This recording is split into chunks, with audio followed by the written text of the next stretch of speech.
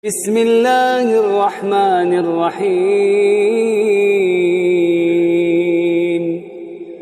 Bapak Ibu yang dirahmati Allah Subhanahu wa taala, ya. Jadi ini tadi para nabi diabadikan oleh Allah perkataannya di dalam Al-Qur'an, wa malana alla natawakkal 'ala Allah. Mengapa kami tidak bertawakal kepada Allah? Wa qad hadana subulana, padahal Dia Allah telah menunjukkan jalan kepada kami. Wala nasbiranna 'ala ma adaitumuna, dan kami sungguh-sungguh akan bersabar terhadap gangguan-gangguan yang kamu lakukan kepada kami. Wa 'alallahi falyatawakkalul mutawakkilun, ya. Dan hanya pada Allah saja orang-orang yang bertawakal itu berserah diri, ya. Sabar, ya. Sebagian sahabat itu mengatakan, kami tidak akan menganggap seseorang itu beriman apabila ia belum bersabar terhadap siksaan. Kalau di Mekah dulu kan semua sahabat yang lemah, ya, itu kan mengalami penyiksaan, ya, seperti Bilal bin Rabah, Ammar bin Yasir, ya, keluarganya, ya, Yasir, Sumayyah, Ammar, ya, termasuk Khobab bin Al. Pokoknya di Mekah itu orang masuk Islam sembunyi-sembunyi, tidak berani terang-terangan. Makanya tidak ada orang munafik di Mekah itu. Orang masuk Islam justru menyembunyikan keislamannya. Kenapa? Kalau ketahuan Abu Jahal, Abu Lahab, CS itu diambil, kemudian disiksa, diintimidasi, ya. Nah, kemudian karena semuanya seperti itu dan bersabar, para sahabat bersabar, ya. Sehingga sebagian sahabat, ya, itu mengatakan, kami tidak akan menganggap seseorang itu beriman apabila ia belum bisa bersabar terhadap siksaan itu. Ya, disiksa dia bersabar, ya, seperti itu. Para jamaah yang dimuliakan Allah Subhanahu wa taala, maka berdasarkan gambaran, ya, contoh-contoh nyata dari generasi terdahulu, ya, dari para sahabat, ya, termasuk para tabi'in dan lain sebagainya mengenai kesabaran, ya, dan tahan uji mereka ini, ya. Misalkan seperti Nabi Yusuf, ya, itu juga sempat di penjara, ya, di kerajaan Mesir. Kemudian Nabi Yunus itu juga mendapat ujian yang sangat berat, malah penjaranya lebih berat, ya, di dalam perut ikan, ya, ikan paus Zunnun itu, ya. Dan nabi-nabi yang lain, Nabi Zakaria itu sampai digergaji, ya, masuk ke dalam pohon kemudian digergaji itu, dan lain sebagainya. Begitu juga para Imam Ahmad, Imam Syafi'i, semua mengalami ujian-ujian dan mereka sabar, ya, seperti itu. Maka setiap muslim, ya, diharapkan, ya, bukan diharapkan, sabar ini bukan sunnah, ya, wajib sabar, ya. Saya kemarin tuh, Bu, lihat, ya. Jadi kalau kita ini kan paling ujiannya apa, Bu? Paling pas gak duit-duit, mungkin begitu, ya. Atau sakit apalah, flu, pilek, ya. Tapi ketika melihat ada orang kirim, ya, bagaimana seorang gadis cilik, ya, orang Palestina, ya, wanita umur 10 tahun, dia memanggul adiknya yang berumur 8 tahun, 7 atau 8 tahun karena terluka, ya. Berjalan kaki dia itu selama 1 jam, ya. Kemudian ketemu wartawan, ya. Kemudian ditanya mau kemana, kemudian diantarkan, mau menyelamatkan adiknya tadi itu dari serangan-serangan rudal dan sebagainya itu. Jadi anak perempuan umur 10 tahun gendong adiknya umur 7 tahun, 8 tahun, berjalan dia ini sudah 1 jam dia berjalan itu, ya, untuk melindungi adiknya ini, memindahkan dari tempat yang berbahaya tadi itu, ya. Nah, sekarang kita melihat bagaimana kesabaran ujian mereka dengan ujian kita. Mereka tidak punya ayah, tidak punya ibu, rumahnya hancur, ya, berlindung di sekolah, sekolahnya juga dibombardir, pokoknya tidak ada makanan, sulit. Kita ini paling ujiannya tidak, jadi malu kita itu, ya, kalau kita melihat ujian-ujian yang lebih berat yang dialami oleh saudara-saudara kita di sana, ya. Maka diharapkan bersabar, ya, ridho, ya, kepada Allah SWT, siap memikul beban, ya, tidak mengeluh, ya, tidak mudah marah, ya, dan seterusnya, ya. Supaya apa? Supaya mereka ini mendapatkan keutamaan sabar tadi itu, ya, begitu. Allah katakan, walaman sabara wa ghafara inna dzalika lamin azmil umur. Tetapi orang-orang yang bersabar dan memaafkan, sesungguhnya perbuatan yang demikian itu termasuk hal-hal yang diutamakan. Ya, surat Asy-Syura ayat 43 ya. Para jamaah yang dimuliakan Allah Subhanahu wa taala,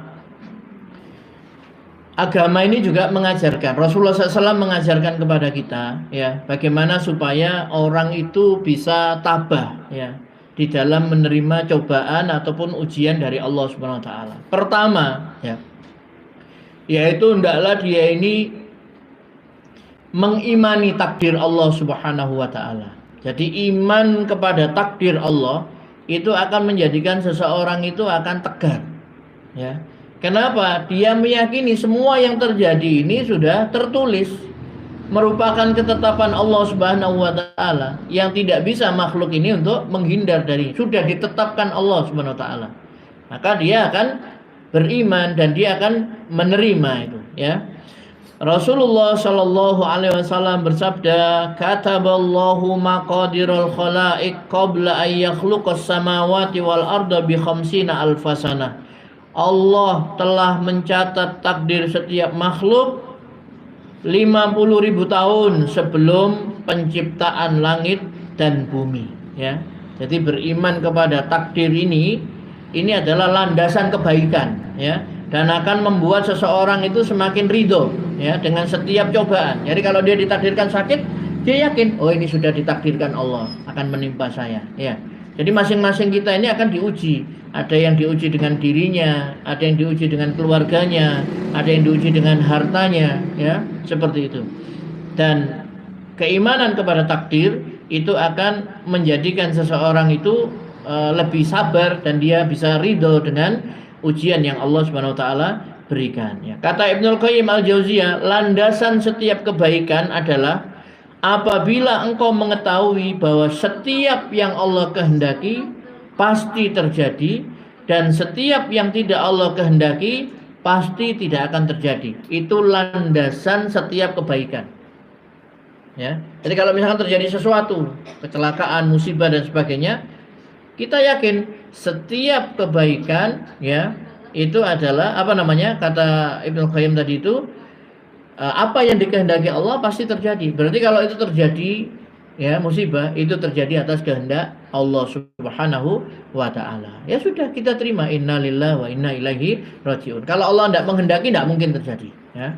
Yang kedua yaitu kita harus yakin bahwasanya ada hikmah yang sangat besar di balik cobaan itu ya. Jadi orang mukmin itu hendaklah mengimani bahwa setiap yang Allah kehendaki pasti ada hikmah di balik itu semua ya. Baik hikmah itu diketahui atau tidak diketahui. Allah berfirman, "Afahasibtum annama khalaqnakum abatan wa annakum ilaina la turja'un? Fata'alallahul malikul haqqu la ilaha illa huwa rabbul arsyil karim." Maka apakah kamu mengira bahwa sesungguhnya kami menciptakan kamu secara main-main saja dan bahwa kamu tidak akan dikembalikan kepada kami? Maka maha tinggi Allah, Raja yang sebenarnya, tidak ada Tuhan selain Dia, Tuhan yang mempunyai arsy yang mulia ya. Itu dalam surat Al-Mu'min ayat 115-116 ya. Kemudian ayat 38-39 dari surat Ad-Dukhan yang artinya, dan kami tidak menciptakan langit dan bumi dan apa-apa yang ada di antara keduanya dengan bermain-main. Kami tidak menciptakan keduanya melainkan dengan hak ya. Langit, bumi, apa yang ada di antara keduanya, termasuk kejadian-kejadian yang terjadi di dunia ini, musibah, tanah longsor, gunung meletus, tsunami, gempa bumi, kecelakaan dan lain sebagainya, semua itu terjadi dengan kehendak Allah ya, dan Allah menciptakan itu semuanya bukan dengan main-main. Kami menciptakan dengan hak. Ada hikmah di balik itu ya. Maka sekali lagi harapannya apa? Kita tetap selalu berprasangka baik kepada Allah ya, terhadap ujian-ujian ataupun musibah yang menimpa kita ya, seperti itu. Kemudian yang berikutnya ya, yaitu hendaklah kita ingat bahwasanya musibah yang kita hadapi ini belum seberapa ya. Jadi Nabi itu menjadikan para sahabat itu ya, musibah-musibah yang menimpa Nabi Shallallahu Alaihi Wasallam itu menjadi penghibur bagi umatnya. Artinya apa? Kalau umatnya ini tertimpa musibah, lihatlah musibah yang menimpa Rasulullah Sallallahu Alaihi Wasallam. Manusia suci yang dicintai Allah, kekasih Allah, tetapi masih harus dilempari batu, dilempar kotoran onta, diancam pembunuhan dan sebagainya.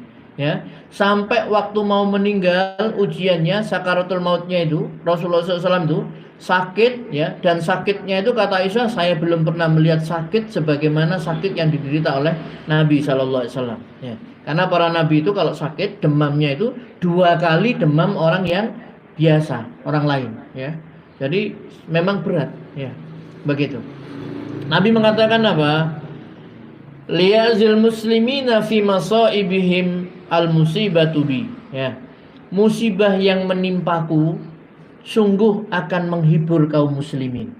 Jadi kalau kita tertimpa musibah, lihatlah musibah yang menimpa Nabi. Nabi itu dikatakan tukang santet, dukun, ya.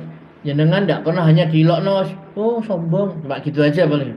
Nah Nabi itu apa? Dituduh macam-macam tadi, ya.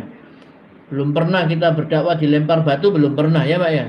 Nah, Nabi SAW sudah ya. Maka Nabi mengatakan apa? Siapa saja yang terasa berat pada saat menghadapi musibah, maka ingatlah musibah yang menimpa diriku. Maka tentu ia akan merasa ringan menghadapi musibah itu. Ya. Jadi Nabi menyuruh kalau kita ini berat menerima kenyataan hidup, menerima musibah, cobaan, lihatlah musibah yang menimpa Nabi Shallallahu Alaihi Wasallam, maka dia akan merasa ringan.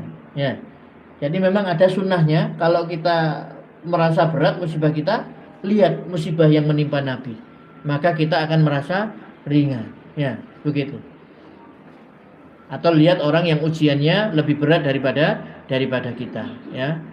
Mus'ab bin Sa'id, dari Mus'ab bin Sa'id, ya, seorang tabi'in, dari ayahnya dia berkata, wahai Rasulullah, manusia mana yang paling berat ujiannya? Beliau sallallahu alaihi wasallam menjawab, para nabi. Yang paling berat ujiannya adalah para nabi. Kemudian yang semisalnya dan yang semisalnya lagi. Seseorang akan diuji dengan kondisi keimanannya, sesuai kondisi agamanya. Apabila agamanya begitu kuat, kokoh, maka semakin berat ujiannya. Apabila agamanya lemah, ia akan diuji sesuai dengan kualitas agamanya. Dan seorang hamba akan senantiasa mendapatkan cobaan hingga ia berjalan di muka bumi dalam keadaan bersih dari dosa-dosanya. Ya, jadi tidak usah khawatir, kita tidak akan diuji oleh Allah dengan ujian yang berat kalau keimanan kita itu tidak kuat. Tapi kalau keimanannya kuat, ujiannya semakin berat, ya. Dan ujian itu tidak diberikan oleh Allah Subhanahu wa taala di luar kesanggupannya. Artinya kalau Allah menguji hamba dengan ujian tertentu, hamba itu sanggup untuk menerima ujian itu. Ya, ibaratnya kalau misalkan orang itu bisa ngangkat beban 10 kilo, tidak mungkin sama Allah dibebani 11 kilo atau 12 kilo. Ya, kalau dia mampu mengangkat 10 kilo, paling diuji dengan ya mungkin 3 kilo, 4 kilo, jauh di bawah kesanggupan dia itu, ya. Jadi seperti itu. Maka hendaklah kita senantiasa berprasangka baik kepada Allah, karena ujian-ujian itu akan menggugurkan dosa-dosa kita dan tanda cinta Allah kepada